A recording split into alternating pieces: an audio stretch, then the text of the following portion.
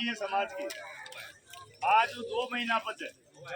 तो थोड़ा याद रख मुझे पता रहो। और एक न्याय वास्ते कोई बात कही थी, अगर आपकी इच्छा हुए तो कह दूं। यह है कि देखो कि मैं मारे पूजा ने अक्कल तो नहीं आयो हो, कोई काल में मोटी बात माने तो पूजा माहित है और मैं करे तो पहली उत्तम जवाब। और एक रिक्वेस्ट करना आयो हूं अपन अमन छोटा करी हुए पंद्रह को नहीं हो ना क्यों आयो भाई घरदार परिवार बेटा और पोतारा पियानी तो समाज में मुतारो बेटा और पोतारा भाई अमल भली खाओ डोडा भली खाओ आदत है कि तो देखो जावे कोनी कोई नहीं। पर मैं कोई सिगरेट पीऊं मारी आदत सुधरे कोनी। अरे मारा बेटा अगर मने सुधारी जाना तो वह बात ही खत्म होगी। मैं पैदा करिए मैं बहन आपको निकालते मान सुधारो, लेकिन अब मारो कायदो को मारा बेटा अगर कमो हुए मैंने कहा बेटा मैं शाम तक कमाऊंगा 2 डली तो 2 डली मारी जेब में डाल दे, थोड़ा डोडा मार दिया मैं गाल दे